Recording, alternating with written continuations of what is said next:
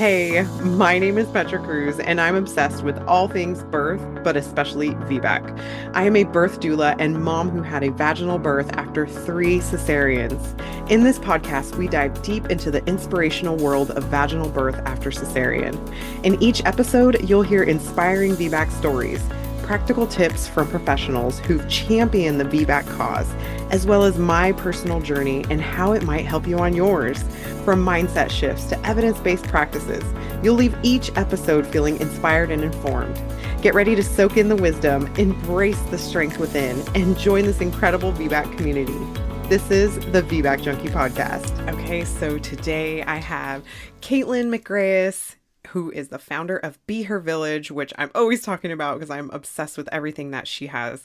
We're going to talk about it and dive into it in the episode. So Kaitlin started doula work in 2014 and is passionate about creating access to maternal care for all. I love this. We all need this.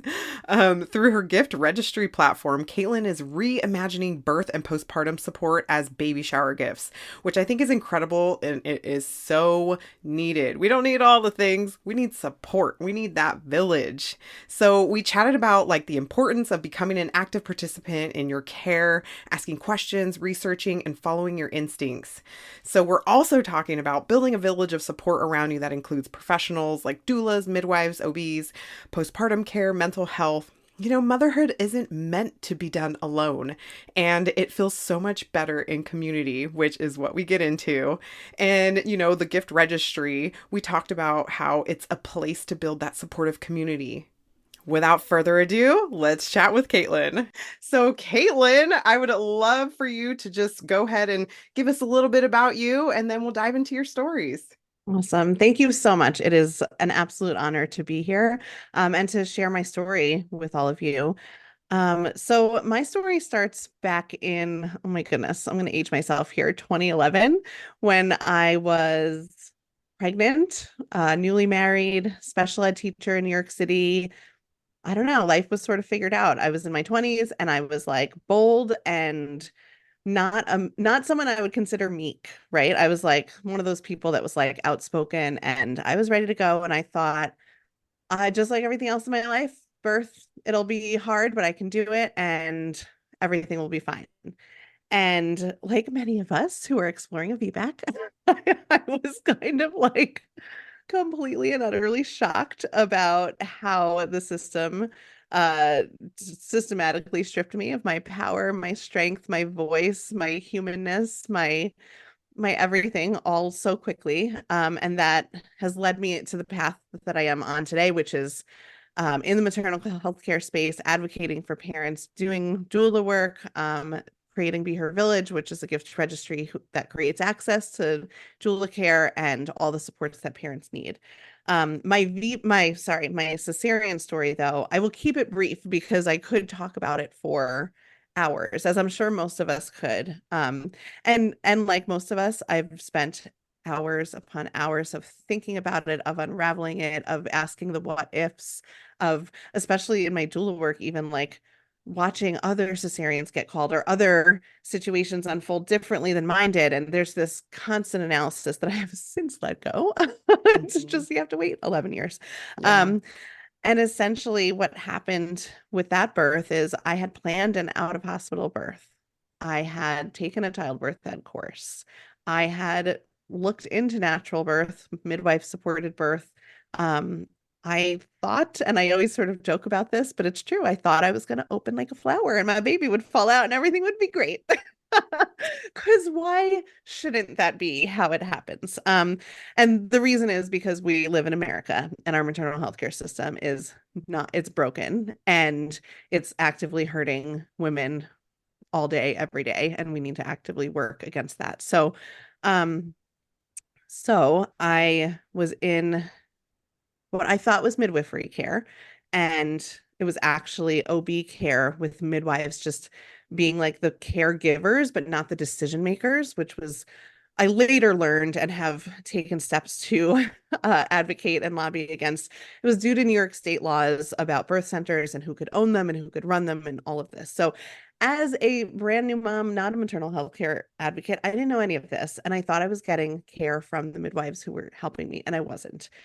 So I was told at a 41-week check-in that my blood pressure was high, my water was low, and my midwife got on the phone with me because I was at like a sonogram place. My midwife got on the phone with me and said, "You've been pregnant long enough. It's time to go to the hospital for an induction." And there's just so much, we could do a whole episode on that and what was wrong with that, right? Of like not, I don't know, having any empathy on not giving me the control about informed consent, about decision making. There's so much there. But what's really interesting about that for me was that I didn't know that there was anything wrong with the way she said that. I didn't know, like intellectually, I didn't know that something was wrong, but my instinct, my body burst into tears. I was standing there sobbing, and I didn't, well, I still get a little choked up just thinking about that moment. I didn't really know why I felt like I was should be sobbing. I mean, I was also 9+ months pregnant. Like we're sobbing at very little at that point, but like but it was really, looking back on it, it's like almost like my body knew the things my brain couldn't process, which is this is not how it's supposed to feel. I'm not supposed to feel like every single plan for my birth that I made is taken away from me by a directive given over the phone by someone who hasn't consulted me about what I think or can explain to me what's about to happen. I just felt in that one moment just pure chaos. And that is what followed. To be honest, that was just the beginning. So I cried on the streets of Brooklyn, and my husband left work, and my mom, lived 45 minutes away, and her and her husband drove in, and we all went to the hospital for this induction that was going to happen. And I don't know. I didn't expect my birth to leave me powerless so quickly. I thought that there would be an eroding of the power, right? I thought that there would be little paper cuts, a million cuts. I don't know what the phrase is, but like I thought it would be these little things that added up to a powerless feeling. And actually, it was just her going, "Cool, go to the hospital." And then it was at the hospital, "Here's your IV, here's your gown, and then here's the kicker. Go, they don't have rooms to start your induction because it's a busy New York City hospital. So we're going to give you cytotech, which is a whole other thing. We're going to give you cytotech in the C-section recovery room." So my induction of labor, I feel ridiculous saying this, by the way, considering from that moment how I've become like an advocate that would help so many people through these moments, but I didn't know. And in every moment of my advocacy, it is to help the person I was in that moment who didn't know I could say no, who didn't know I could ask questions, who didn't know I could get in the car and leave, who didn't know I could get a second opinion, who didn't know that my midwife, and I love midwives, I'm not knocking midwives, but didn't know that my midwife was one person in a larger system, and she didn't have as much control as I thought she did. And she had other people she was trying to keep happy. So I ended up getting a cytotech induction in a C-section delivery room. If I ever write a sitcom about birth, this will be, oh my God, I love the placenta mug that you're sipping. Sorry for everyone who is listening to me talk about this. There's a placenta mug here. Yes. So I was surrounded by post C-section varying, and like not just C-sections, D&Cs, people who had lost babies. Like, I mean, it was just this like, not the energy, if you're like an energy person, like not the energy we're calling into our birth here. It was moaning, recovering, quiet people. And there was literally, it was like the wards you see in like Call the Midwife. It was like curtains separating us. There was like probably 20 of us in the room, except I'm wide awake. And if you can't tell already, I like to talk. So I'm like talking and chatting and eating and blah, blah, blah, blah, blah. And then the cytotech kicks in, and I go from chatty, talking, eating to essentially, and now I know since I've had subsequent labors without induction or medication, to transition level, like every 3 minutes, intense uterine waves, contractions. I mean, it was really powerful. And it was great because my body was kicking into gear, and it was horrific because Wendy Nurse Wendy, who I hope I run into again someday because I've talked about her on so many podcasts. She has a place in my body. Wendy the nurse was not good, and she was not respectful, and here's the thing, I try to have a heart for her because she's a person too, and labor and delivery nurses are understaffed, overworked. So like love you Wendy, but also like I absolutely hate you Wendy because she wouldn't let me get off my back.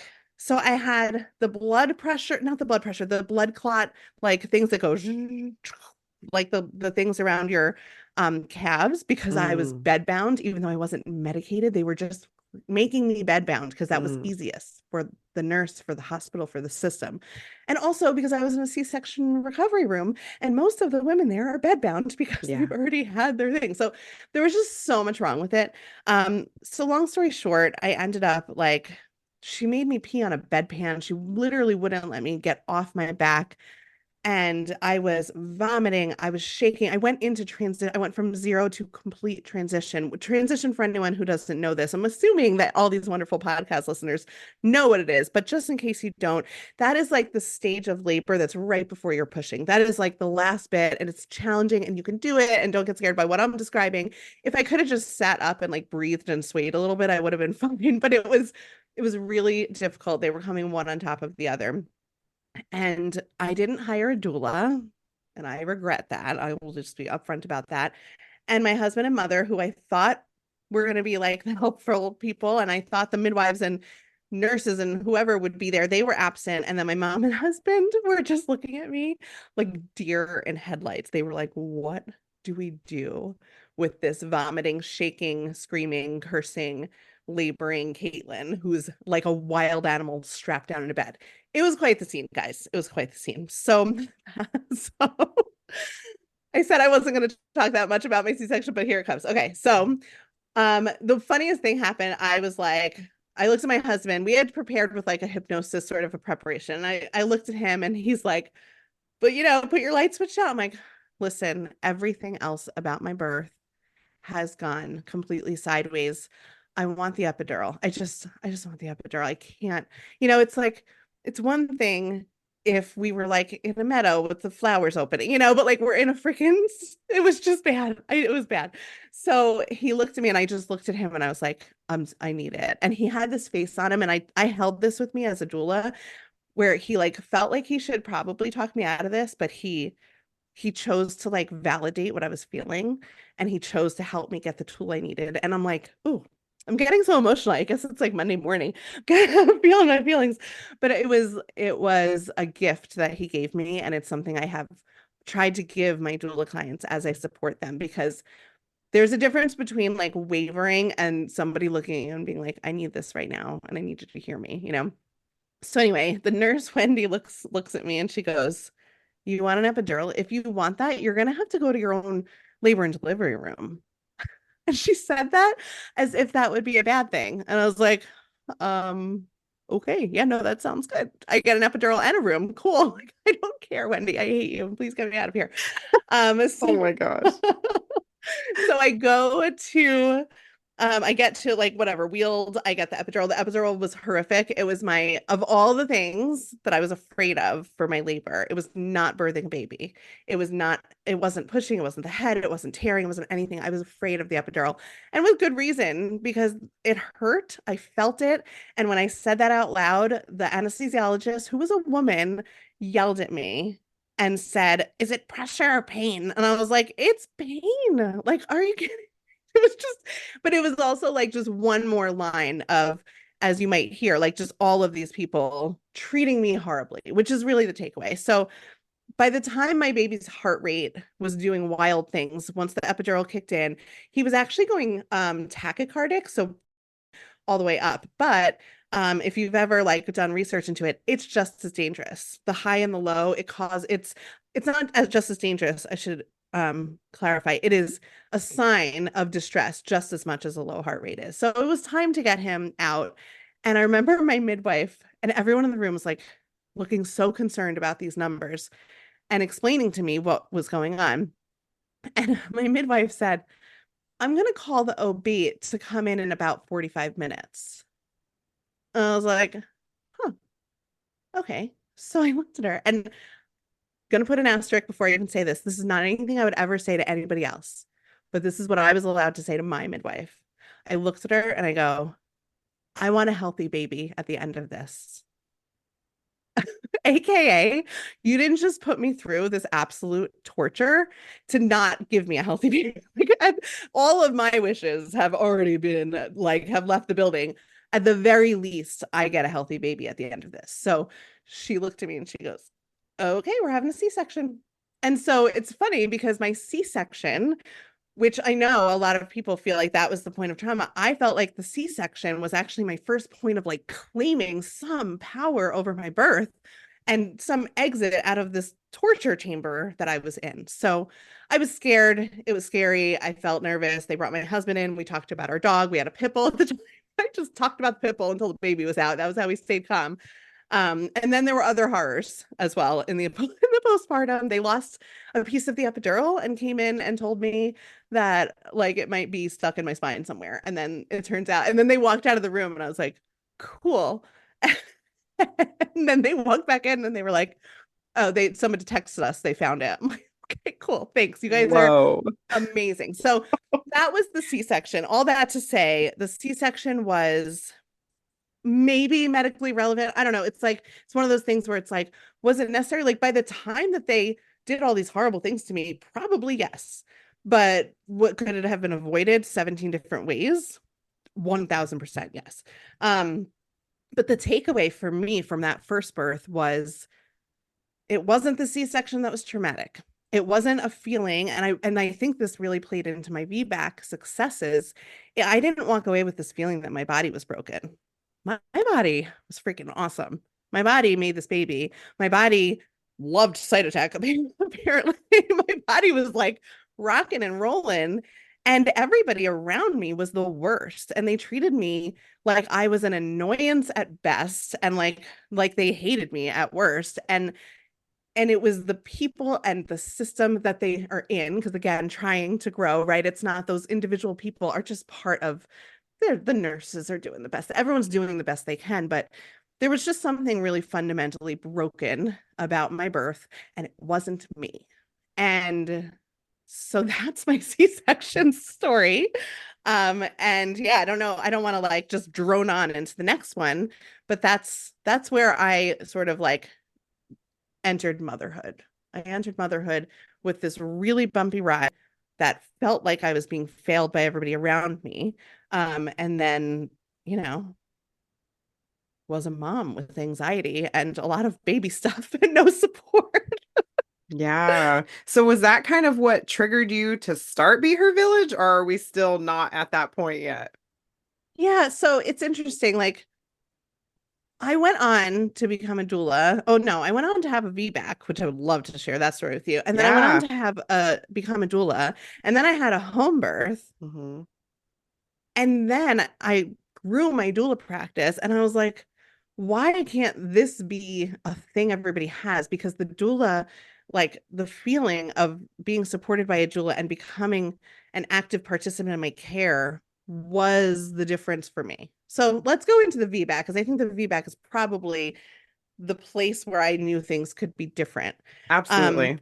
so my VBAC, my first VBAC, I should say, but my VBAC was a really cool journey because by the time I got to the hospital in labor, I had already had a successful VBAC in that I was already healed. I was already powerful. I was already respected. I actually was like totally cool if I had a C-section at that point. I was just like, and requested it when I hit transition. I felt really like my VBAC journey was so much less about having a vaginal birth and so much more about realizing that I'm the one that's in charge, that I'm the one that gets to gather information, choose my team, discuss at length until I'm comfortable, change things as needed if needed, and call the shots every step of the way. And it didn't matter in the slightest, to me at least, if I ended up having a C-section or not. I did, because it turns out when you are in charge and calling the shots and informed and building your team, you're much more likely to have a vaginal birth, because you're much more likely to have a vaginal birth if everyone just kind of keeps their hands off you and lets you everything unfold, right? Like, and that's not to not have so much respect and love for the people that have healing births by feeling that power in choosing and planning their next C-section. That's not to say that there's not serious medical needs at times, but the feeling of being powerful in our births, which starts with feeling powerful in our pregnancies, is sort of everything. And to me, that's the VBAC journey. It's not how the baby comes out. It's not. And so this part of why I'm so excited to be on this podcast, because like for a lot of you, I'm hoping you're sitting here thinking, am I going to have a VBAC? And it's like, listen, it doesn't matter. It doesn't matter how the baby comes out, but like you can have a VBAC by just putting some intention into your birth, putting some feeling of like, is this what I want or not what I want? And that is exactly where my VBAC started, actually. So I got pregnant pretty quickly, pretty quickly. I had like 3 kids in 3.5 years. So I was like really excited about motherhood. And I remember being pregnant and just, okay, it's like sort of the first time that I was faced with like, now you have to look head on at the birth you've sort of tried to leave a little bit behind. You know, it's motherhood, it's breastfeeding, it's newbornhood, it's postpartum anxiety. It's just like life kind of moves along, and you get to leave it in the rear view until you get pregnant again. And it's like, okay, now we have like all the normal pregnancy anxiety about what, not necessarily anxiety, I'm just inserting my own experience here, but all the normal pregnancy feelings and unknowns and excitements and anxieties, plus you have this other birth. And the thing about being a VBAC mom, and really any mom, but like, even though statistically we know like there's all these different variables and there's like everything could be any which way, we have this one experience, and it's really hard to break out of like knowing that that's how birth unfolds. You can kind of get stuck in it. So I was I was not like, I'm going to have a VBAC.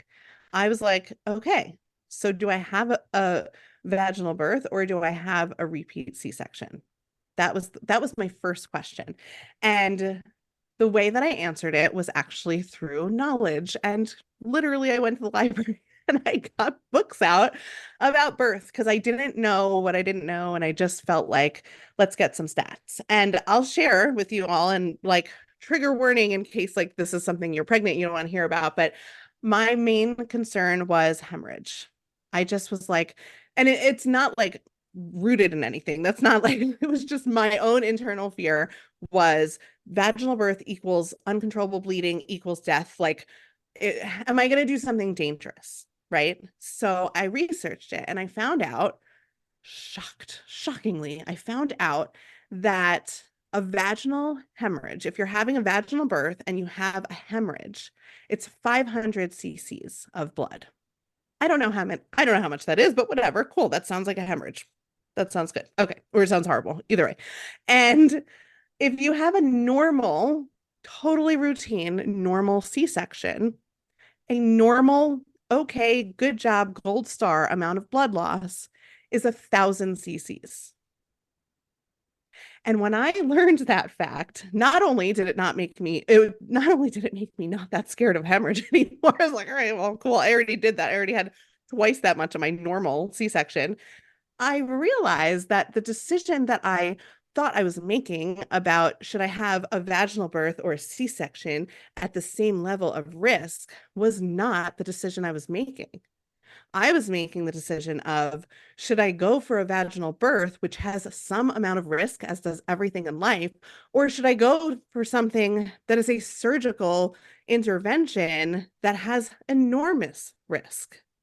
And I gotta tell you, made the decision a lot easier for me, like a lot easier. That was kind of where it was. It was like, okay, well, that's dumb. Like, I don't sorry, that's a little judgy. This is all internal for me. But like that was like, okay, cool. So that's easy. That was just my like way of looking at it. I didn't happen to have the like, people have all kinds of histories and like fears in their bodies. I was just like, my body's not broken. Everybody treated me like garbage. And why would I sign up voluntarily for a riskier procedure for myself? So that was the first of all, that was the first decision I made in pregnancy. And that was the first decision that I made, researched, and took on by myself. And it was like the first step into this powerful self that I was deciding. I didn't ask a doctor. I didn't ask a doctor. I didn't ask a midwife. I didn't ask any. I was just like, hey, science, should I have a C-section or not? And so along the way, I just want to like clarify along the way, and it's important for me and for everyone. Like, it was sort of like, I'm going to try to have a vaginal birth. Who knows what's going to happen? Like, it can't get so narrowly focused into like any one version of reality. But the question was, am I going to pursue this or not? And once I realized that the science supported a VBAC, and my risk factors supported a VBAC, I ended up actually finding a VBAC supportive provider, which is quite honestly the like number one and kind of only step in getting feedback. Just get a good provider. Because the thing is, like, if you go to a non-VBAC supportive provider, they're going to tell you you're not VBAC candidate. And then you're going to go, cool, all right, done. So what I did, having all the research done already and sort of having decided that a VBAC is a safe pathway and is the safe pathway, I then went to the most well-known OB that does VBAC in my area. And I had a consult with her. I didn't just sign up with her. I had a consult, and I walked into a room with whatever records I have, if I had any, and I said, I know you do VBAC. I had a C-section. I want you to tell me if I am good for a VBAC. And that was like, it was an interesting thing because it's not like I just went in and like got someone's opinion and went with that. I knew VBAC was good. And then I figured out maybe she could tell me with more experience. And she asked me a few different questions. And then she was like, yeah, you should do great. I was like, oh, okay, cool. So there we go. I had a VBAC doctor. And my plan for my VBAC, which I don't know if this is what everybody should do, but this is what I did, was to do everything the opposite. So instead of an out-of-hospital birth, I planned a hospital birth. Instead of midwife supported, I got an OB. Instead of no doula, I got a doula. Instead of taking a childbirth class, I didn't, even though I actually used all the tools of hypnosis once I was in a more supportive place, and it was wildly successful. And I'll tell you all about that. But I did everything the opposite. And I had this, gut feeling that if I could get into my own labor, I could do this. I had no fears about any other part of the birth except getting into labor. And probably because that was the sticking point. That's where everything went wrong. And that's typically for VBACs. It's like wherever that like moment was that everything went sideways, that's the stressful moment. So I did everything I could. And my doulas have the best recommendations. If you need a recommendation, call your doula.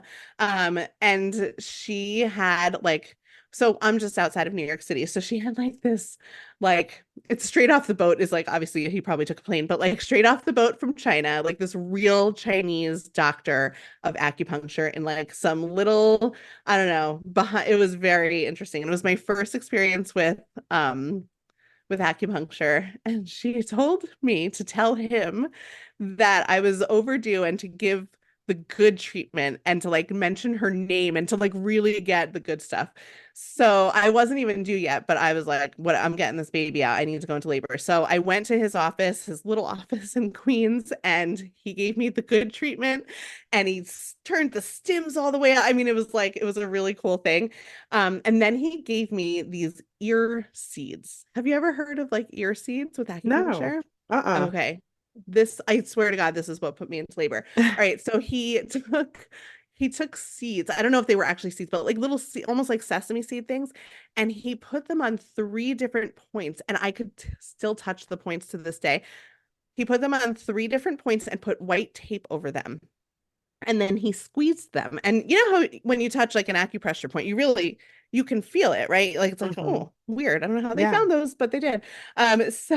So he put them and he said, just throughout the next few days, I was due on Sunday.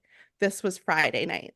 He said the next few days, just keep pressing them. As I'm doing this, I could feel the way it felt. So Wild. what did I do? I pressed them and I pressed them and I pressed them and I pressed them. Oh my God, my ears are like tingling just thinking about it. I was pressing them like as bad as I wanted my VBAC, I just kept Mm. pressing these freaking seeds on my ears. And it's not the most comfortable thing, but I just wanted this baby to come out. And I pressed them so much the whole next day that I ended up at the end of the day ripping the seeds off of my ear. I just like couldn't be stimulated anymore. I was done with the seeds. And the next morning was my due date. It was 5:20 a.m. and I woke up in labor, which was like a freaking miracle. It was Wow. a miracle. It was Father's Day. And I Mm. woke up and I was just like, and it wasn't like I woke up in the throes of labor. I woke up with this beautiful, gentle, like the Braxton Hicks, which I always had at night, were suddenly there. And it was 5:20 in the morning. And then at 5:35, there was another one. And then at 5:50, there was another one. And I remember I had a notepad thing, notes open on my phone, and I just started writing down these contractions. And it was so like a classic labor that I was like, is it or is it not? It was so gentle. There was a little bit of a squeeze. It was just like a Braxton Hicks, but a little bit of a squeeze at the top, enough for me to be like, oh, let's look at this. And I was like, oh, I'm definitely in labor.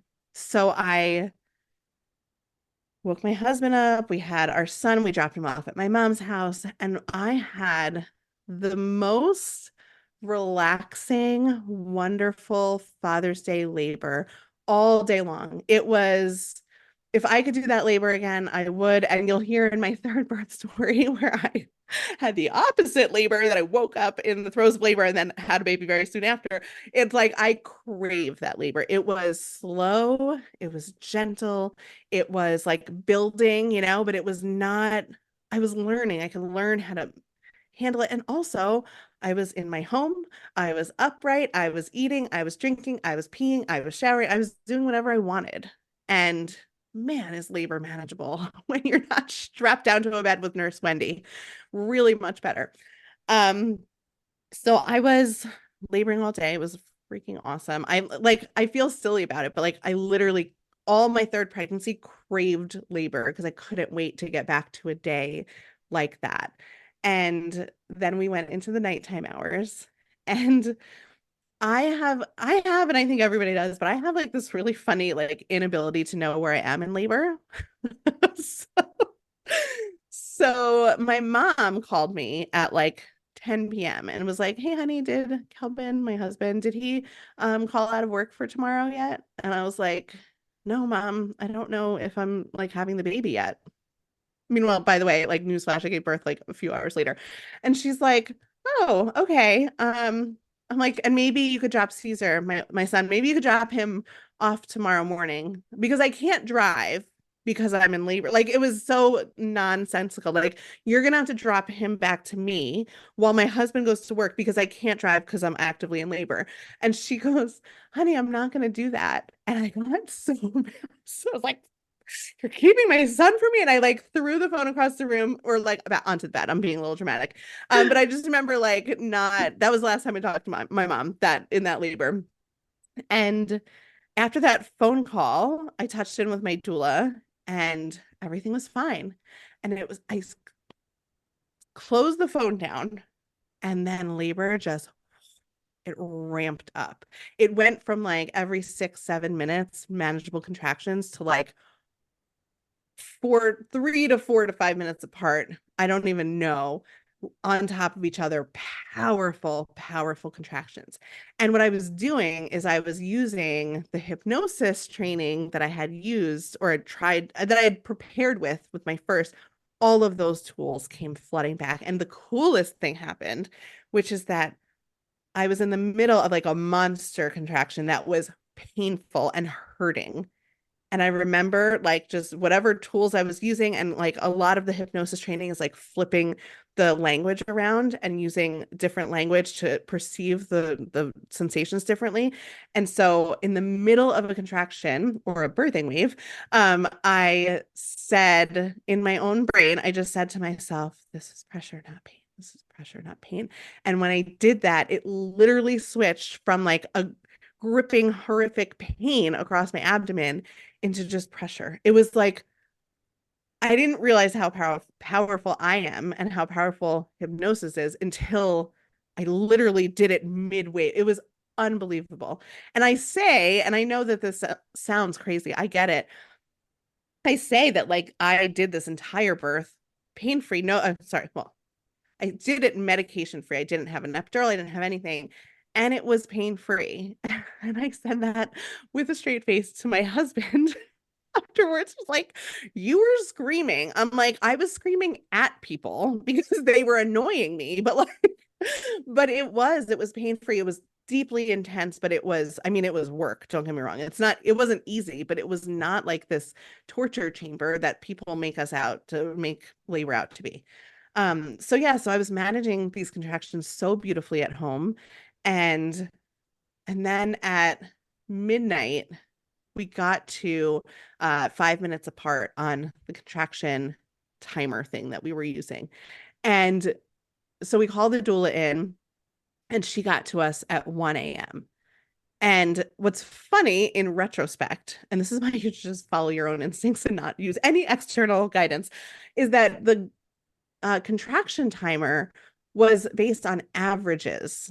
And so every now and then, my body would, from 5 minutes, 5 minutes, 4 minutes, 4 minutes, it would just skip a contraction. Like I would get like a 7 or 8 minute break, and then it would go right back into it, which is really normal. I found out later on, like it's normal for your body to not be so scientific about it because maybe you just needed extra rest or whatever. But the calculator, I was actually having like 2 to 3 minute apart contractions, but we were waiting for the average time to get down to 5 before going to the hospital, which absolutely worked out for the best because I walked into this hospital.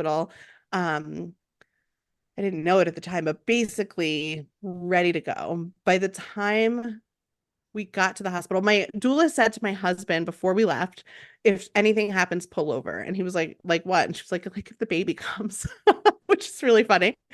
And then we were going into the hospital. For context, like we were thinking, all right, we've worked pretty hard at home. Let's go to the hospital and like we'll have the baby tomorrow. We'll get an epidural. We'll have like I just didn't think we were anywhere close. It's really hard to tell when you're in it how close you might be. So we get to the hospital. I'm just having, I mean, every few steps, I'm having another wave, every few steps. I remember in triage, the hospital was like, they're hospitals. They're hospitals. And the triage people were like asking insurance information, and they have so many stupid rules that like just have no respect for what you're going through. I was in transition at this point.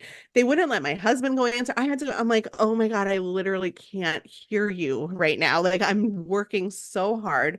They offered me a wheelchair to walk up to the L&D. I couldn't get into that position. So I was like, no, thanks. So we shuffled in.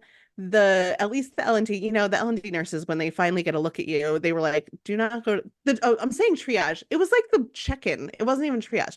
By the time I got to L&D, the nurses were like, your room is ready. Like, just go, do not go to triage, walk right in. They could see how far along I was. And by the time, oh, this was fun.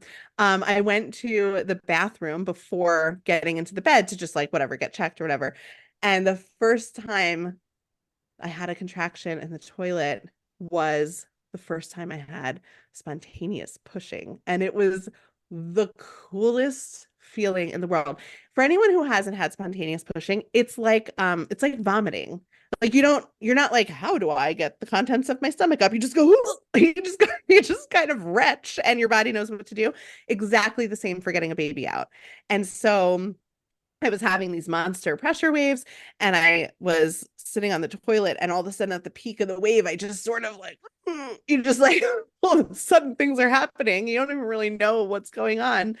So that was my first push, was on the toilet before I got in.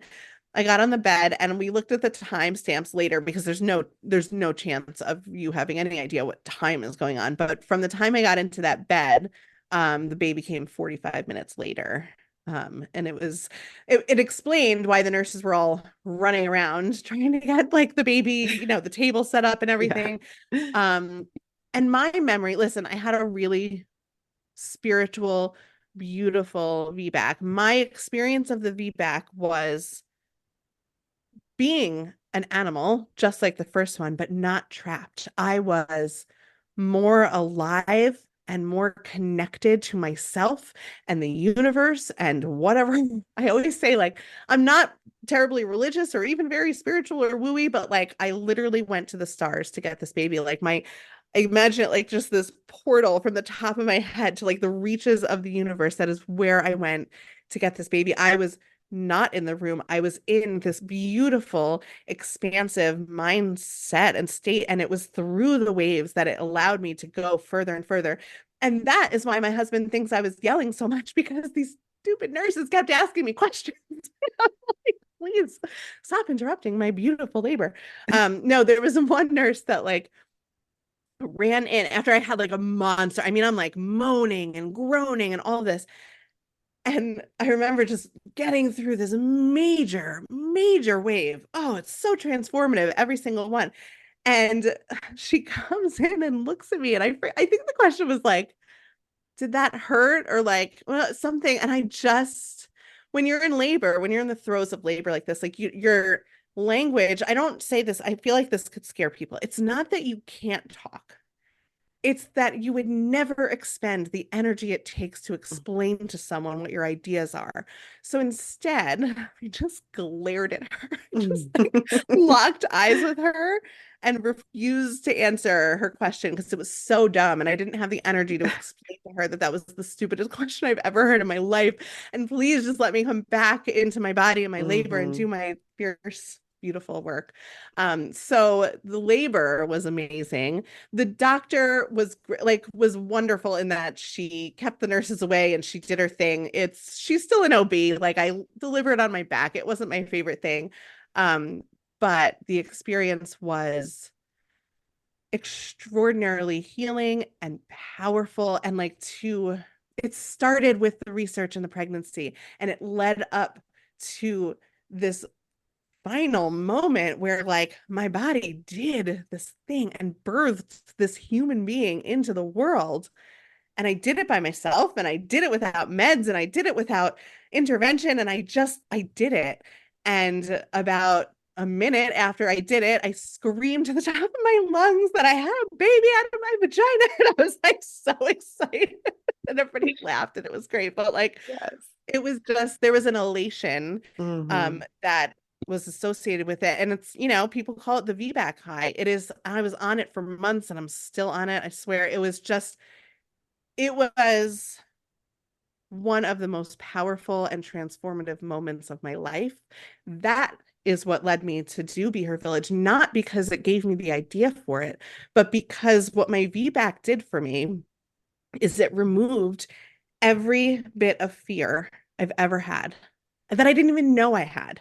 Every bit of imposter syndrome, every bit of having a good idea and then saying, oh, someone's probably already doing it. Oh, someone's probably doing it better. Like, I didn't even know I was doing that to myself until my VBAC. And I remember I've always had body image issues. I've never been like the skinniest or whatever. Like, it's just, and I remember just looking at the mirror afterwards and going, droopy and leaky and all, like, and just being like, wow, look at your body. Look at what you did. Like, it gave me my sense of power back that was stripped so systematically in my first birth. And honestly, even in the decades before, just by society and growing up in the 90s, like, the like wafy models telling you that that's what women are supposed to look like. So it was a really powerful thing that transformed me into who I am today. And it's still reverberating and unfolding. And I'm still, continuing to break out of these ideas about what can and can't be, right? Yeah. Because if I can bring a baby into this world in that way, it felt like against all odds, but really the science is in our favor. Yeah. It's absolutely unbelievable. So that VBAC was the home birth I had after. I'm happy to share about, but it was not, that VBAC was the transformation. Mm-hmm. I happen to think, and I might be wrong, but I happen to think that even if that ended in a C-section, there was still a lot of healing and a lot of power, because it was the claiming that birth as mine that was like the thing that felt powerful. It was the fact that I wasn't looking to the doctor to see what they thought. I wasn't like, the nurses asked me a question, I just ignored them. Like, it's just, this is not about any of you. I don't care what you guys go do your work. I'm doing my work. Yes. And it was really, really cool. Oh my gosh, I got chills just listening to your story because I resonate with that so much because that's exactly how I felt when I was preparing for my VBAC. It was like it was more than just giving birth vaginally because I did sit with the thought of if I did have a C-section, would I be okay with that? Because I feel like if you are planning a VBAC, you have to be okay with that because we never know how it's going to unfold. And it was more so about just being able to speak your mind and you having authority over your birth, over your body, over your baby, not somebody else who doesn't know your body as well as you do, or your life story, or your past experiences. It's about you. And that to me, like you speaking about how that changed and transformed you in other aspects of your life, I felt the same way. It was like, I can do hard things. I can do things that I might have thought before I couldn't do, or somebody said I couldn't do. It is so much more than that. So, oh my gosh, I just like, oh, I absolutely love your story so much. Thank you so much. I really appreciate the space to share it because it's every time I tell it, different things come up. It's kind of amazing. You know, Yep. the basic details are the same, but what feels like it needs to be said out loud is different. Exactly. No, I feel that way too because I've been on podcast, sharing my story, and every single time it feels like something different comes out, or something I may have forgot about in a different one comes out in that one, and I'm like, oh my gosh, like, oh, it's so amazing, and I love it so much. So, did you after you had your VBAC? So, is that exactly when you started like Be Her Village? Not at all, actually. And it's so funny. Okay. I feel like you're trying to get me to talk about BeHerVillage, and I love talking about BeHerVillage. It's interesting. The story actually of BeHerVillage is that I had that first C-section and that entry into motherhood that then I went home into the postpartum time and was like surrounded by all my baby shower gifts. And I didn't have Hmm. postpartum care. And I was like very lost. It was a really hard year, Yeah. with my first baby. And then I had this unbelievable, unbelievable VBAC experience that I didn't really talk about the doula that much, but the doula is what kept me home so long, right? She was the one I was texting when I had a question to make sure Mhm. things were normal. She was the one that was telling me when to check in with my doctor. She was the one that was keeping us calm and home. And she was the one that had me walking. She was the one that helped create the container for me to be powerful in, right? Because Mm. like I had that protection around me. And it was, oh, she's also the one that helped me find the doctor. That helps too. Yeah. Um, so it was really in like having these two wildly different birth experience in under 2 years in the same geographic location. And I was the same, my husband the same. Like, how could it be so different?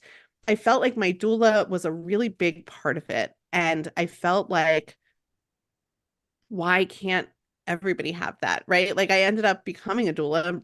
I became a doula when that VBAC baby was 5 months old. I immediately filled up a full-time solo practice. Then I went on, I had another baby at home, which I'm happy to share about. It was Yeah. rapid fire. And then I built a doula team out and I was just looking around, just sort of being like, why is it that only the people who have a couple $1,000s to pay our fee are the ones that get this care, are the ones that get access to this kind of incredible support that really shifts the trajectory of your birth and the Mhm. trajectory of your motherhood? Like, I was someone who was so deeply impacted by dual support and watched my dual support impact others. And the idea that if you have money, you can access that. And if you don't have money, you can't, felt unfair. It feels unfair. And it also feels ridiculous given the fact that people spend like $5,000 on baby shower gifts. So it was like that was really where it came from. It's like we're doing this doula work, we've experienced the care, we know how vital it is to have these powerful, uplifting, positive birth experiences that set our entire motherhood journey down the right path. And why should people not be getting those? Because the money exists. That was sort of the way I was looking at it. It's like it's not whether you have or have not. We're Mhm. all, and I'm generalizing, but like there's $12 billion a year spent on baby shower gifts. It is common for families and communities to spend between $2,000 and $5,000 on baby shower gifts, on and beyond baby shower gifts, on gifts when the baby arrives. There's all these like little gifting opportunities. And what if instead of onesies and bouncers and all the gadgets that are fine and good, but honestly, we have too many of them, generally Mhm. speaking. What if we reimagine that gift as something that's supportive, that's impactful, something that gives us these feelings of power, that cares for us as we're laying in bed recovering from whatever kind of birth we've had? It feels like that's an important thing to do. And so that is really where Be Her Village came from. It came from this like looking around going, hold on a second, like this is the thing moms actually need, and this is what we're giving them. And why don't we create a way to give them that? And so Be Her Village is a baby registry where you can line up, the doulas, the lactation consultants, the pelvic floor specialists, the postpartum care, all the support that you need. You can find it in your community or add the ones you're already using. And then your friends and family can send you gifts, like literally money into your bank account to pay for those things, but without it being like an awkward, like GoFundMe that feels like charity and feels like a little crisisy. It's Yeah. actually just saying, hey, you guys are going to buy stuff off my baby registry. Can you guys send me this? It's like Honey Fund, the honeymoon registry, Hmm. except it's for birth and postpartum care. I So know. yeah, that's the thing we're working on. And we've had almost $300,000 gifted on our Oh, site. And it is like it's going, and we're finding partnerships, and we're spreading the word, and I we're love it. working with midwives, and just really we're trying to change the conversation. And we're also meeting a need, because it's not just us changing the conversation. Moms know. Like these moms, new moms, I'm like an old mom. I have an 11-year-old, but like these moms that are getting pregnant now are so much smarter than I was. Oh my God. They are all about self-care. They don't want, and literally, like the reports are saying, they're not registering for as many things. And when they are registering for things, it's for things for them. They want Hmm. massages, they want education, they want postpartum care. And the registries right now aren't doing that. All Hmm. the main product-based registries, they're speaking to it, but they're not doing it. And you know why they're not doing it? Because there's no money in it. There's no money in it. There's no money in connecting someone with their doula. There's no money in connecting someone with a lactation provider. Ask me how I know, because there's no money in it. But the thing is, it doesn't matter if there's money in it.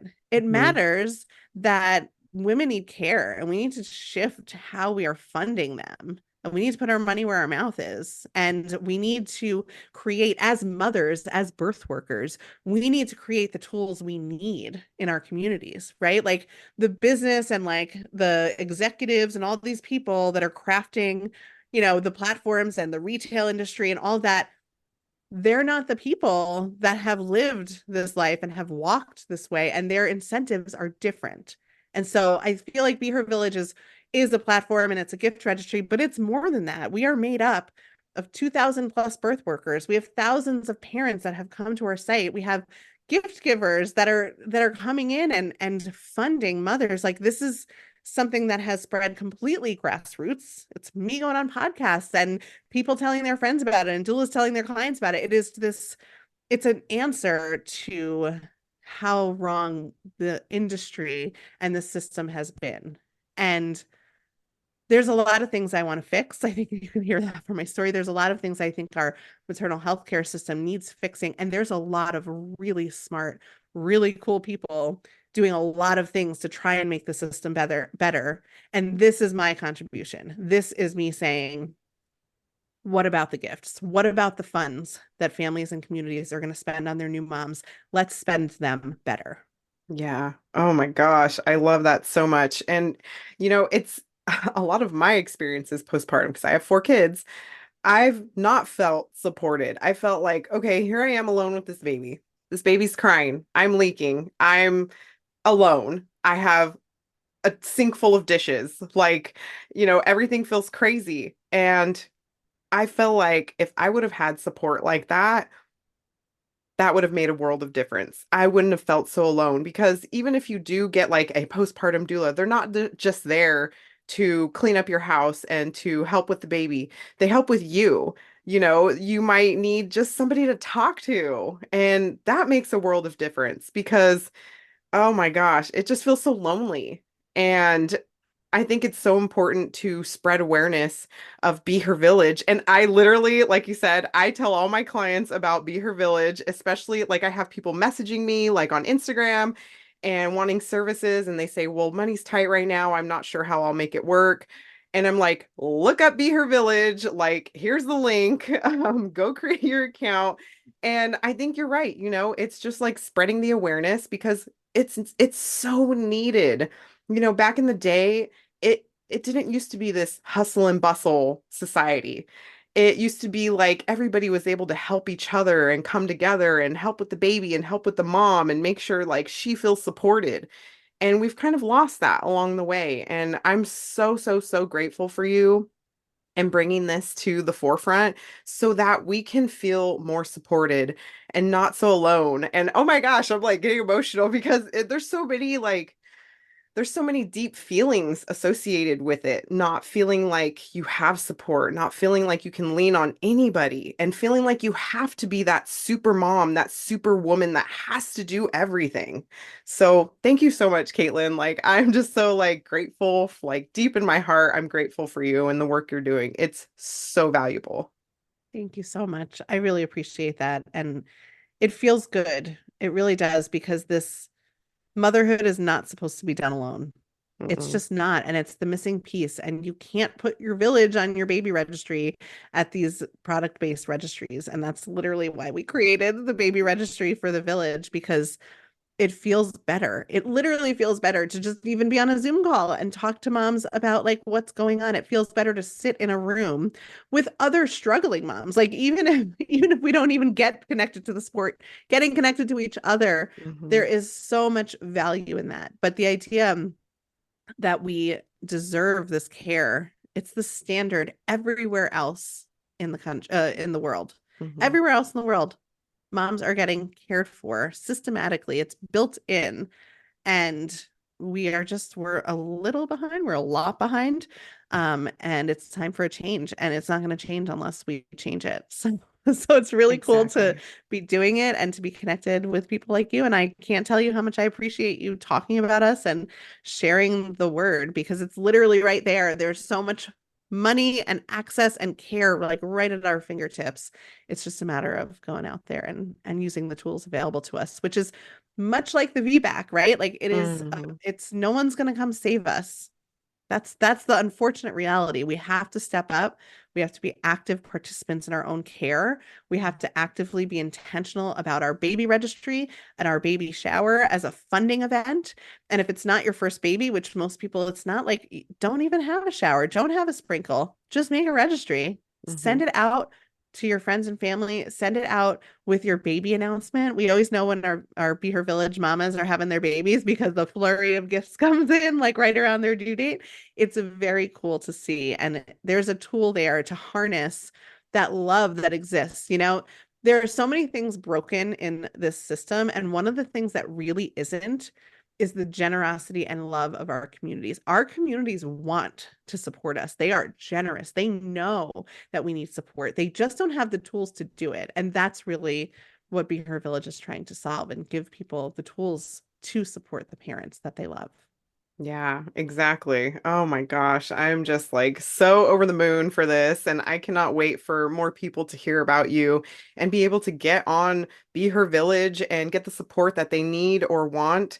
So I would love, like, I know we've bounced from VBAC to Be Her Village, but Yeah. going back to your VBAC, like, if you were to give somebody some, like, your best tips or what you feel would be most important when planning or preparing for a VBAC, what would you tell them? I think I would say that you are always the decision maker, whether you feel like it or not. And that some people could feel maybe like, oh, I don't know. I don't know how to make the decision. And I would say this: you'll know that the answer is yes when you feel completely calm and settled.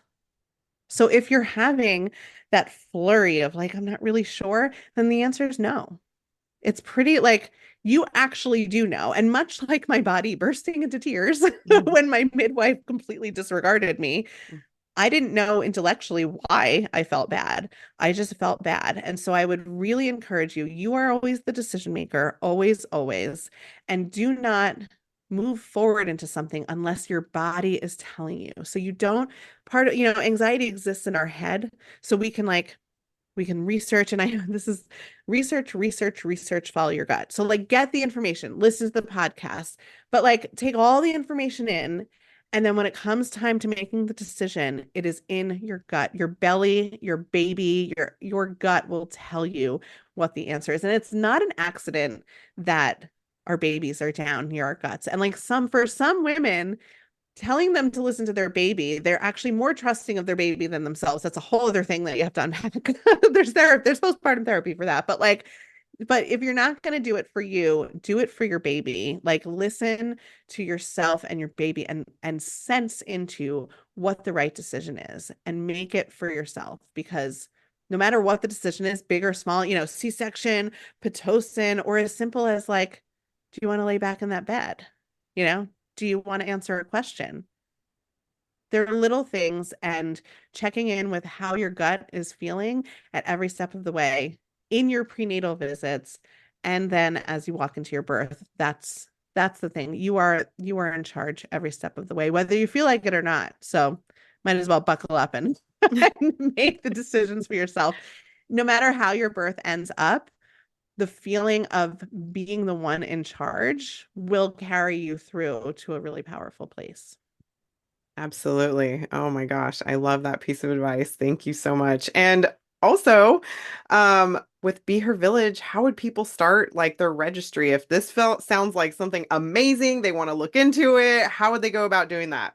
Yeah. Oh, it's super easy. You go to BeHerVillage.com and you click get started, or you click get a registry. It's like really hard to miss either one of those. And we'll take you through the process. It's very, very, very easy.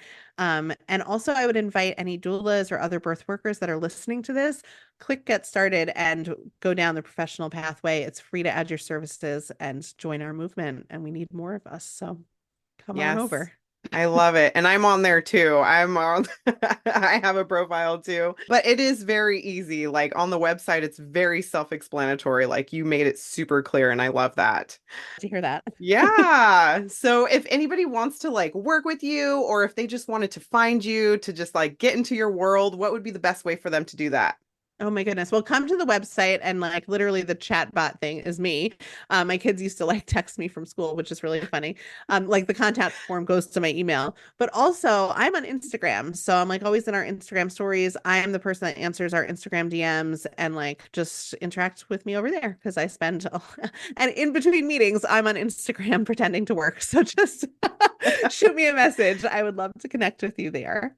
I love it so much. Well, thank you so much for all of your wisdom, your stories, and everything that you're doing for our community, the world. I mean, this is just the beginning. I cannot wait to see where you take this.